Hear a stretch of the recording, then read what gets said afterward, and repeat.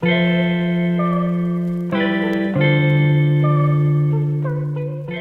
Marty tune. What is a Marty tune? Well, let's get into it. My name's Vinny. This is the Never Ending Car Project Garage. Behind me is my Never Ending Car Project. It is a 2003 Ford Crown Victoria with a supercharger and a 5-speed manual transmission. To get it running and driving, I had to use the infamous Marty tune, and they helped me every step of the way. Whether that was in person or remotely, I have done both, and I'd love to share my experience with you and let you know what you get for the money. So let's start with your basic tune. You have a, we'll call it any 4.6 base Panther. You have a Lincoln Town Car, a Grand Marquis, or a Crown Vic, P71 or otherwise. And you want the car to just run a little bit better. You think the shifts are soft, you think the throttle response is slow, and you think the car in general is just pretty slow. These are all facts of owning a Crown Vic. These are not race cars, but you can improve them quite simply with a small tune just to give you a little bit better of a driving experience. So one of the main things you get is this SET X4 scanner.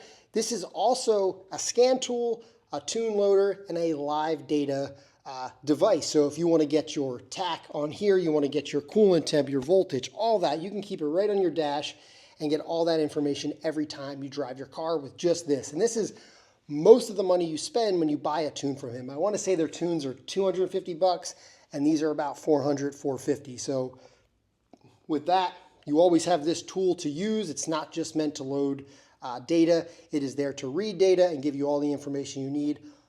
The added benefit is you can load a tune every time you modify your car. The other thing you get when you buy a tune from Marty and Jeff down at Moe's Speed Shop, one of the best speed shops in the country, is you get their undying loyalty to you. They want to help you. If you are nice to them, they are nice to you. They have no reason to hate you. They have no reason to be rude to you, and they have never treated me wrong. I've wasted so much of Jeff's time. Let me be honest with you. Marty, great guy. I haven't wasted as much of Marty's time as I have Jeff. When I hooked my car up, I made some wiring mistakes, and I had him tune my car remotely, and we tried to drive. My computer locked him out. I had the wrong fire wire for my wideband O2 sensor.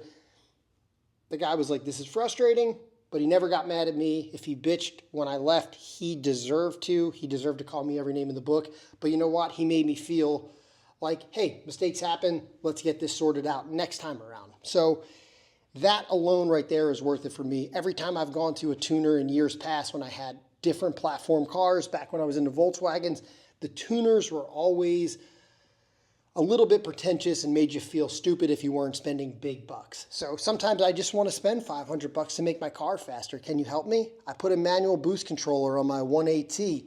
I want to make sure my air-fuel ratio is good. These guys will make you feel pretty stupid in some senses, at least in this area. Philadelphia, not the most welcoming area for tuners. So I felt really comfortable as soon as I linked up with Marty and Jeff at Moe's Speed Shop. I even drove my car down there to get cams, headers, and timing chains done, and then they threw it on the dyno, and they gave me a bunch more horsepower. So I was very happy with that. Then I came home, and was like, you know what? This isn't fast enough. I invested in the V1 supercharger, installed it myself, and these guys remotely tuned it from Georgia. I've put about 10,000 miles on that kit, and I've beat the ever-living piss out of it. I'll put up a clip at the end of this to show you just how much I'm beating it up. And the tune has been excellent. My AFRs are as stable as they can be. I've been in other boosted cars where the tune doesn't look as good, honestly. There's some rich spots, there's some lean spots. My car is dialed in just with a couple pulls and their experience.